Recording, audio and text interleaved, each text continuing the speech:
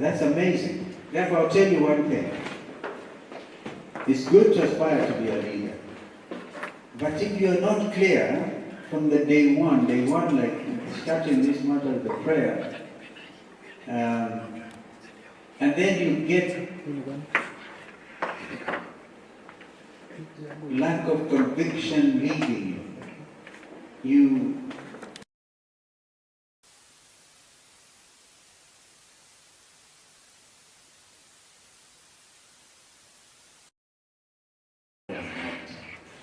So singular sense of resolve, but of course you must be guided also by why is it that you want to be a leader. But now we are standing at a different level. This country is such as a precipice, at a crossroads, with a new constitution, and yet Kenyans feeling very insecure.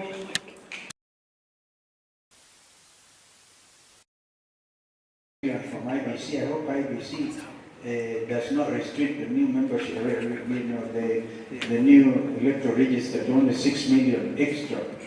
There must be more. And conditions must be made conducive for young people to register as voters. But before they do so, they have to get their national identity cards. This morning I even gathered that from our own constituency, young people are being asked to produce, before you're given an ID, you have to produce your birth certificate. And if you are newly married, your marriage certificate. And a lot of young people are not married that way. So already you're clogging the registration process and end up denying or disenfranchising so many Kenyans. Well, I hope you can find time at this forum to discuss some of those things. How are you going to, and I'm happy there's some young people from UDA and Fort Kenya now. I saw Ulysses, she's struggling government, and she left me in Oka, along with my friend Weta, the speaker, my DVD, number one Kenya lands. So this witness is telling you, I've seen formations of coalition parties, because I think, to me, the future in terms of democratic practice in this country will have to recognize the need to form political coalitions. Because, truth be said, we have leadership which belongs in tribal enclaves and things. People believing it is our time to eat, others have eaten, and some are saying we have eaten before, we must continue eating, that kind of thing, which ends up disenfranchising,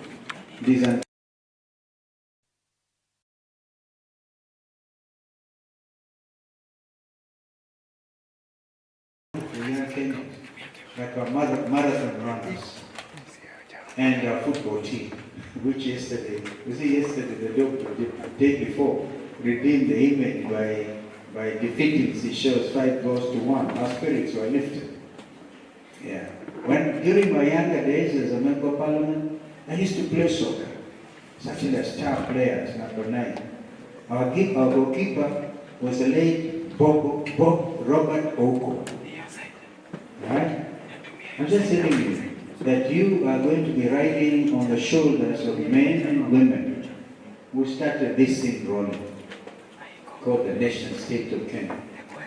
And they will tell you, leadership belongs to you. You are future leaders. The reality of a Gen Z revolution is that you are leaders today. I think you need to clap for yourself. Yes, today. And this is the recognition of the fact that young Kenyans saying, please don't mess up our future anymore, decided to go to the streets in exercise of Article 37 of our country's constitution. Yes, sir. Oh, thank you. This guy is bringing me my talking notes. Clap for him. It's too late. It's too late. It must have been sent by Paloma Gatabaki. So after this, they'll be wondering, what did this party leader do? What did he say? Well, it's so in my mind because I'm supposed to give you that experience and to be able to bring you up to speed.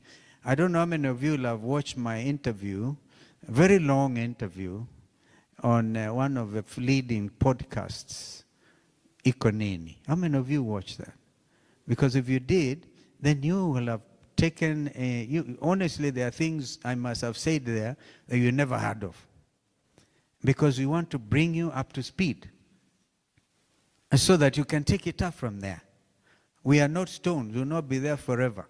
I feel myself that my kind of generation has the responsibility to put this country together again, imbuing our, in the nationhood, in our nationhood, the spirit of constitutionalism.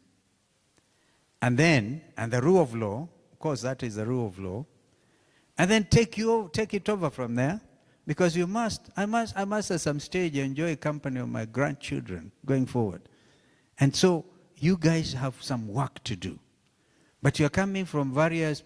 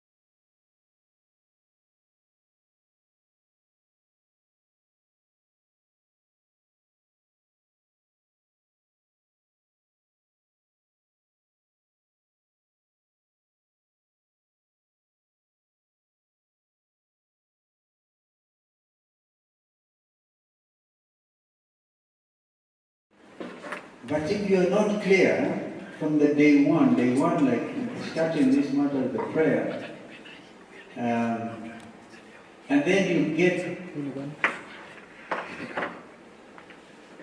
lack of conviction leading you.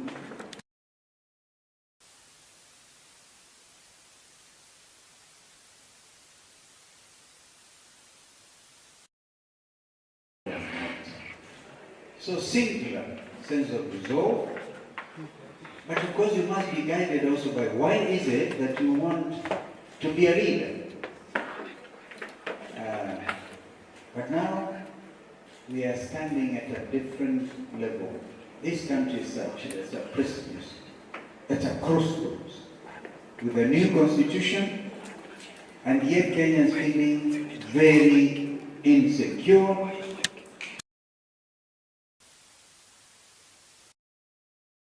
from IBC. I hope IBC does not restrict the new membership, the new electoral register to only 6 million extra.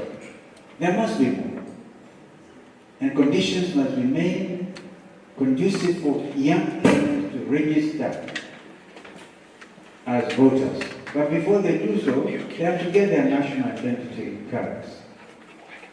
This morning I even gathered that from our own constituency, young people are being asked to produce, before you're given an ID, you have to produce your birth certificate. And if you are newly married, your marriage certificate. And a lot of young people are not married that way. So already you're clogging the registration process and end up denying or disenfranchising so many Kenyans. Well, I hope you can find time at this forum to discuss some of those things. How are you going to, and I'm happy there's some young people from UDA and Fort Kenya now. I saw Ulysses, she's strongly in government, and she left me in Oka, along with my friend Weta, the speaker, my DVD, number one Kenya lands. So this witness is telling you, I've seen formations of coalition parties, because I think, to me, the future in terms of democratic practice in this country will have to recognize the need to form political coalitions. Because, truth be said, we have leadership which belongs in tribal enclaves and things. People believing it is our time to eat, others have eaten, and some are saying we have eaten before, we must continue eating, that kind of thing, which ends up disenfranchising,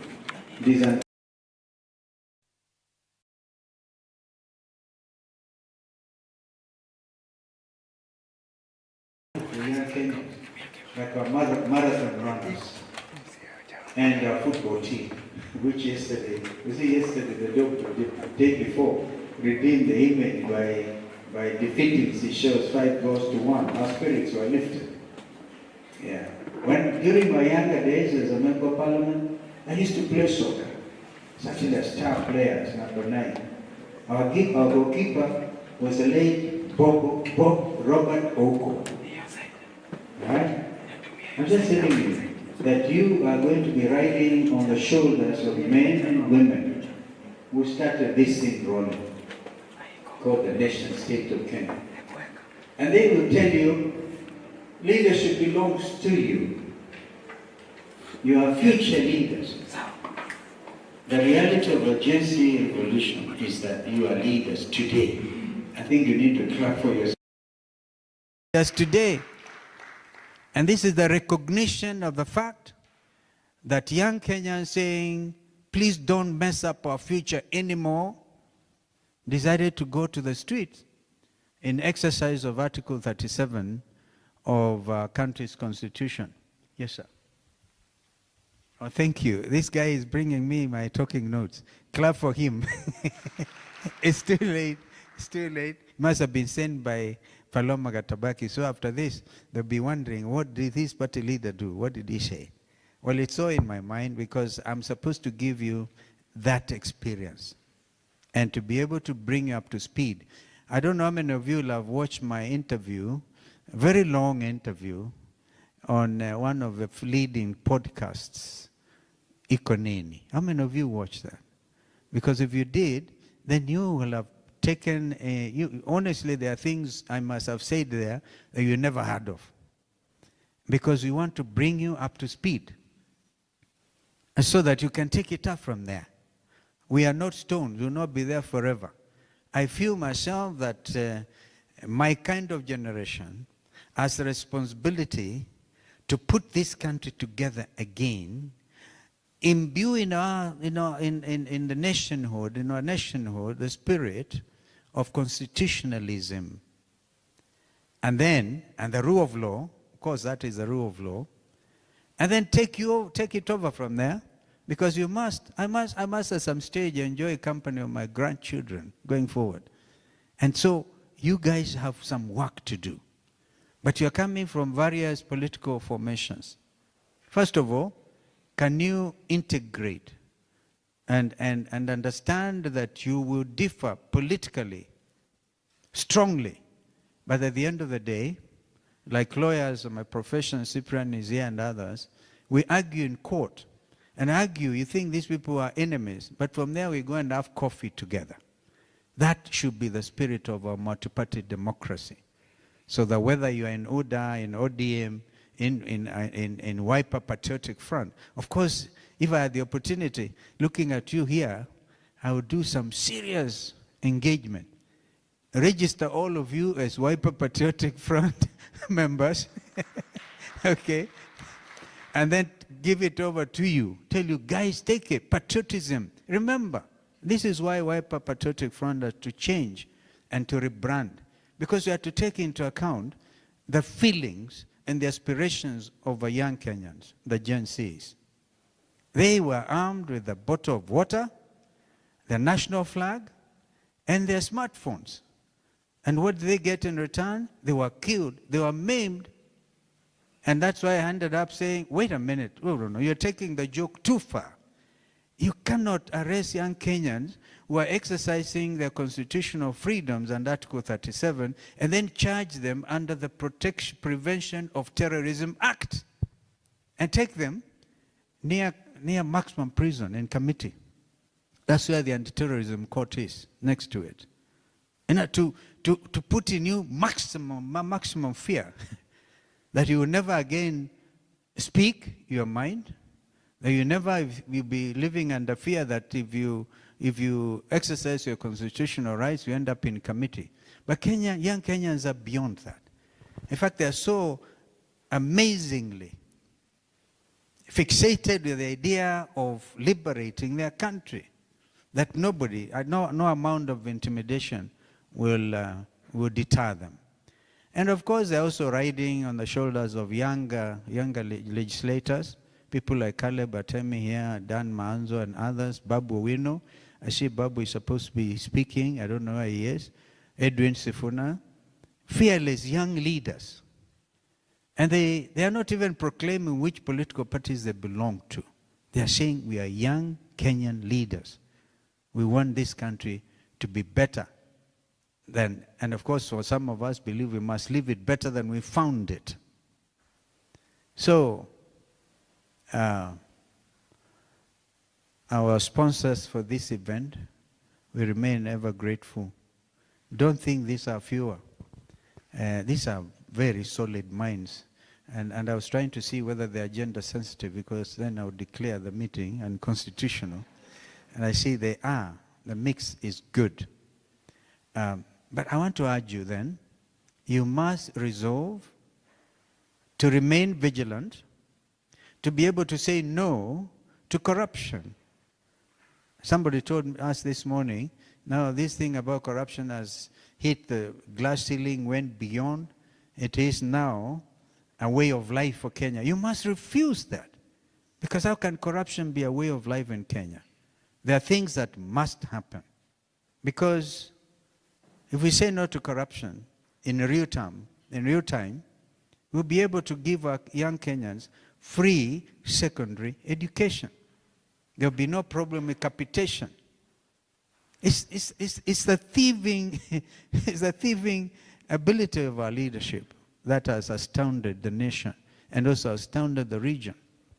At a time when we should be reaping from the youth budge, what the world has recognized as a youth budge. You do not have this big problem in Europe. Europe is getting older. But Africa is bouncing. Not even COVID. COVID could not decimate our populations. We are coming up. And these are young people. Some of them benefited from President Kibaki's program on free primary education. By the way, I was Kibaki's vice president. So a little credit should come my way. All right? I've seen it all. I was Minister for Environment. I was Minister for Tourism. I was a Deputy Speaker for a whole 5 years. I've seen it all. I've seen political treachery. I have seen people going to detention the wrong way. But we say, afadhali here at detention, somebody will come like this young man has brought me this paper, come and serve your document, you're going to detention. What is this thing called abduction? Abduction? Just to defeat the fact the Constitution outlawed detention without trial. Then to beat that, you detain in Subarus, in the boots, and take young people everywhere, confuse them. Now we must stand up. The time to stand up, young Kenyans, is now. From across the political divide. I must be honest with you, some of us watched it, we saw these excesses, and now, for whatever it means, I will stand where the people are and defend the Constitution properly. Properly. And I just wanted to pass this over to you, and while I suggest, Kidi, a structured inter-party dialogue involving the young Kenyans. Now, my friend Raila Odinga, whom I've had the honor to deputize 10 years, and then support him another 5 years unconditionally, hoping I was going to become the leader, because I thought Raila Odinga and I shared basic commitment to this country. Now my brother is on the other side.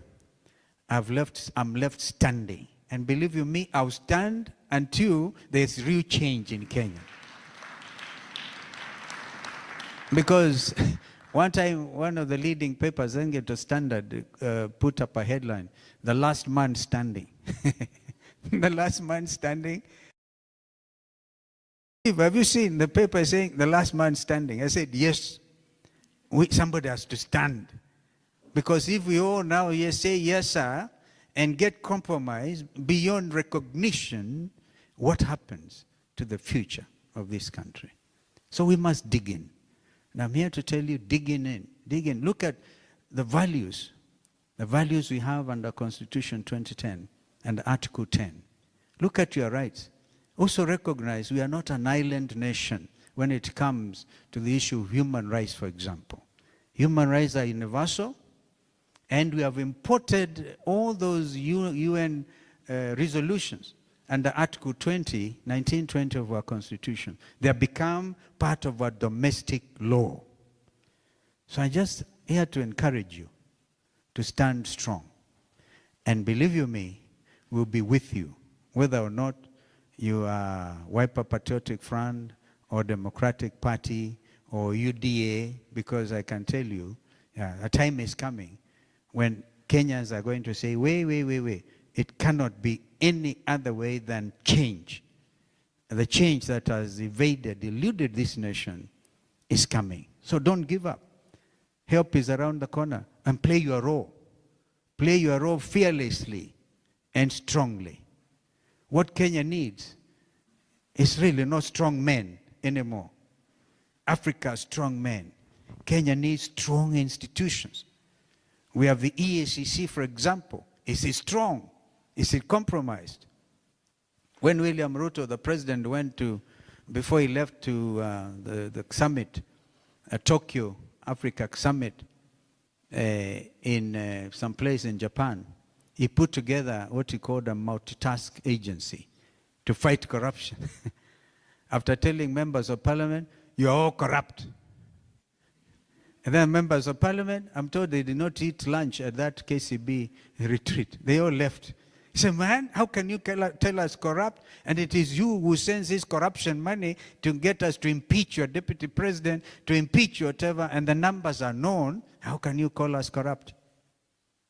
So you can now see, yeah, you can give a dog a bad name and then kill it.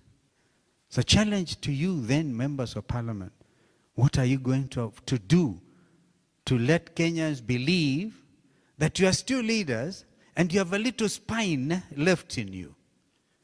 Now, if you're spineless, I tell you, the practice of Kenyans after every 5 years, they actually, over 80% of leaders, members of parliament and senate, go home. it looks to me that this time is going to be a clean sweep. Because Kenyans want change. And you can't take it away from them. So I must conclude my remarks because I was supposed to encourage you. Remember, strong institutions, not strong men and women. You are strong. And also, country needs strong young men and women. Because you see, you're stronger than I am. Believe you me, even if you see us dancing here, hey, or something, to a sikuti or something, Caleb, if you go dancing is good to you and me, I'm sure you leave me behind, because we must accept surrendering the things of youth as well. But please remember, we must combine wisdom with energy, with youthfulness, to be able to hold this country together. And then hand it over. Before you came in, Caleb, I said, we get this country back on track and hand it over to the next generation.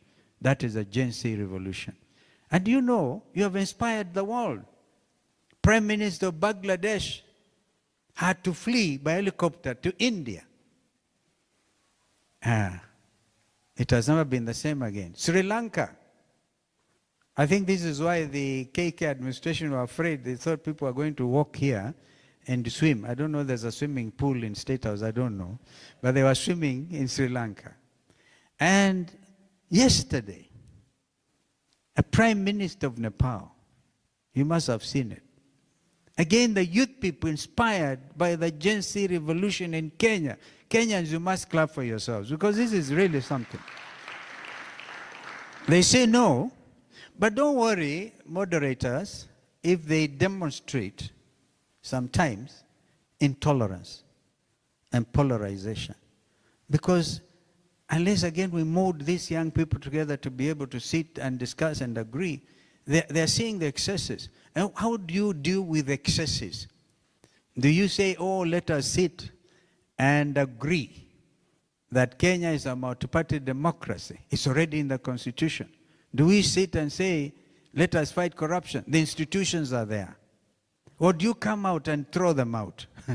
So the young people, that's the only thing. How do we manage their fury? Believe you me, even as we speak, the anger that was demonstrated on the 25th of June, 2025, when the young people demonstrated against high cost, high taxation. This country is the most overtaxed nation anywhere in the world. And they said no. And you overtax us and you steal from us as well. We'll say no. So before you sit and moderate them, allow them to vent their anger. That anger is still present in our country. And nobody can pretend that Kenyans are not angry. If you get people getting gangster type of execution, like happened to this advocate yesterday, you get people coming up with rungus, state-sponsored violence. I repeat, state-sponsored violence. And you tell them they can sit with you and discuss.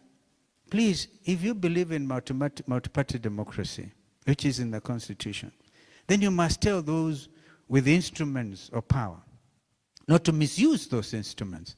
Allow political parties to organize. I saw somebody from DCP, right?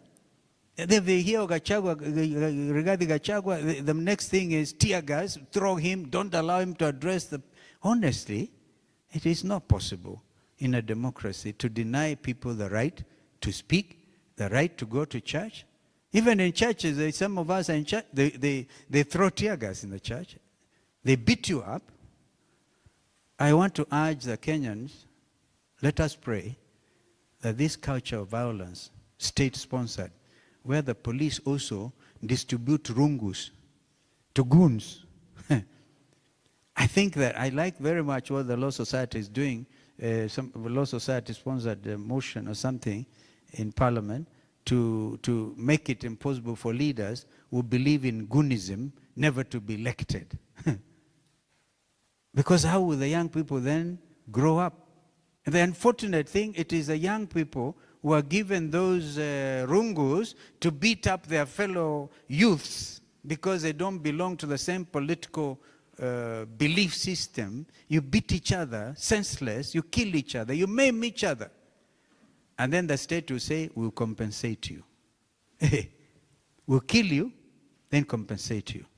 My honest submission is let there be a blanket admission by this administration that they wrongfully detained, they wrongfully maimed, they destroyed people's property and blamed it on other wrong people, that there must be a blanket apology to the Kenyan nation. That would be something. But you cannot just, compensation without justice is not compensation. Honestly, there must be justice and demonstrable ability to say sorry. You're not a fool when you say, I'm sorry. Or when you say, please. Just to say, please. And sorry. In fact, the greatest leaders are those like Mwalimu Nyerere, who stood up and said, I am sorry, I introduced Ujamaa a kind of socialization. It didn't seem to work. I'm sorry, Tanzanians. We need leaders who are able to say sorry, because they are not angels. Nobody is an angel.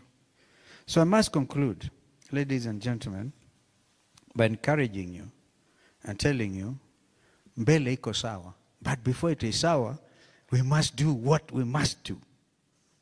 And I tell you, the biggest thing is our constitution.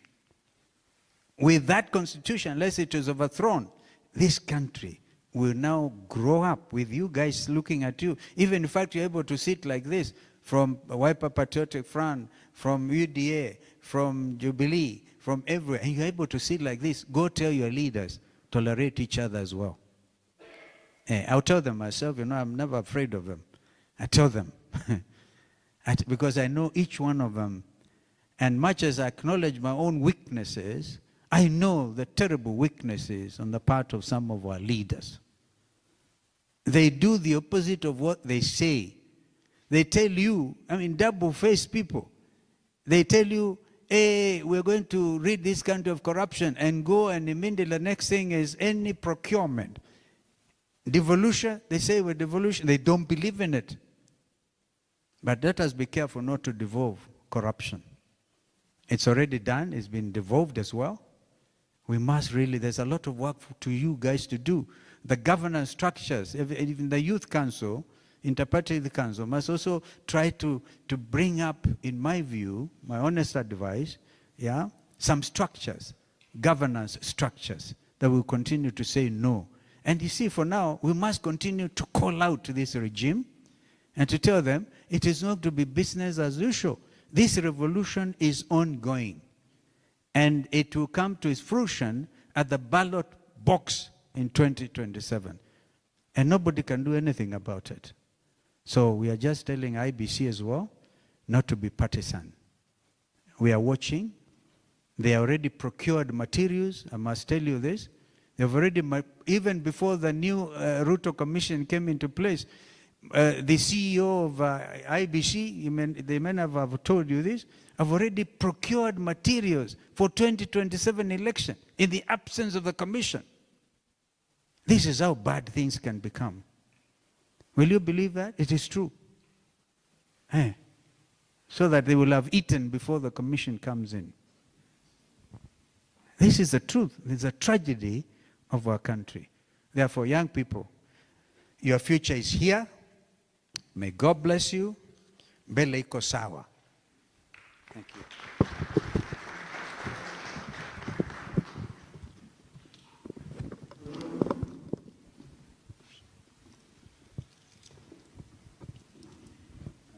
Thank you so much. Thank you. Well done.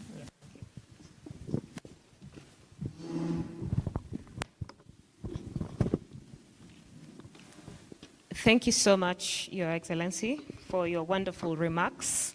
I have taken with me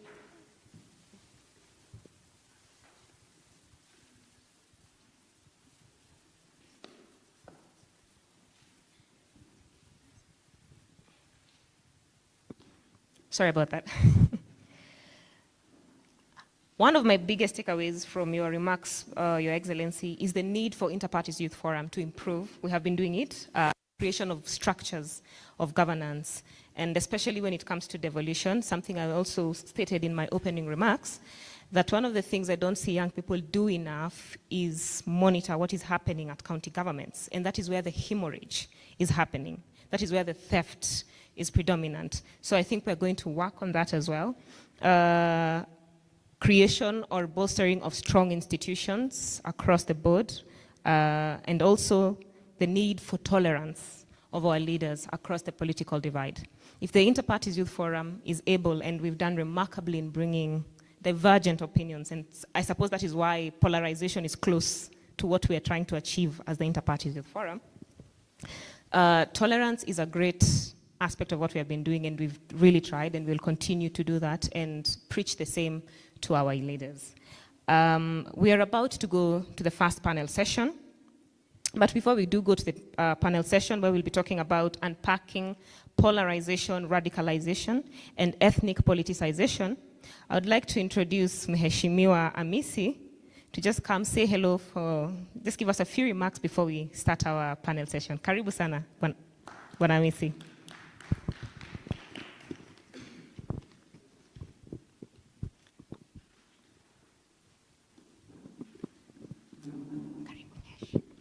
So I'll just do that, introduce myself, and then I sit down. Because really, after the former Vice President has given us a very good speech on the youth agenda, I don't really have much to add on that. And sorry for coming late. I was held up somewhere. I'm rarely late for such youth meeting. So just an introduction. My name is Caleb Amisi Luyai, MP for Saboti, serving second term. Saboti is in Trans Nzoia, Kitale. And those people are very lethal to the government, the current government. So if you are here and you're in the government, I'm not your friend. So be ready to challenge me. I'm just here to also, I think I've been in so many of these youth advocacy meetings until I've exhausted. I just need to listen to you and let's have a conversation. Thank you very much.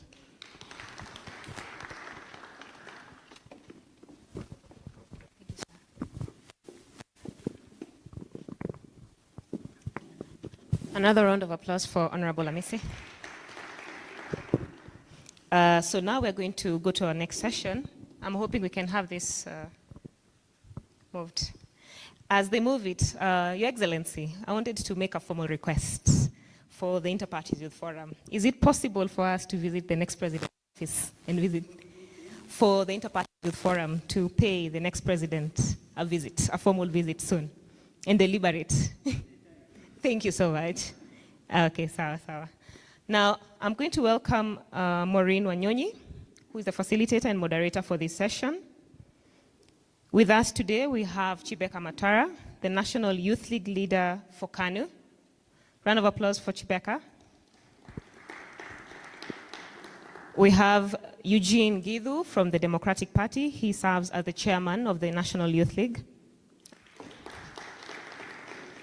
We have the Director of Programs from the Center for Multi-Party Democracy, Mr. Range Mwita, who is here with us.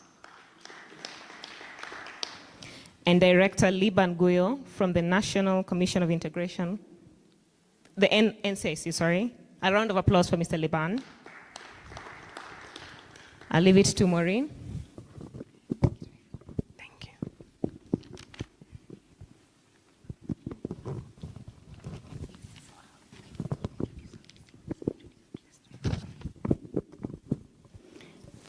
I am informed that Honorable Amisi will also be joining us for this panel session. I am so sorry I forgot to mention Bwana Amisi. Please join us.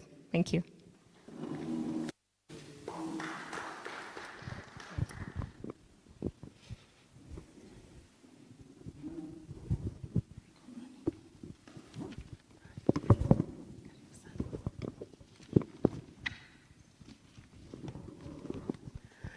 Good morning, ladies and gentlemen. Good morning. My name is Maureen Wanyonyi. I'll be the moderator for this panel. I have been privileged to serve in the capacity of convening political parties before. I'm also an alumni of the Inter-Party Youth Forum. I have been able to serve in several capacities supporting governance and young people. So I believe I will be able to dispense this discourse. So karibuni sana.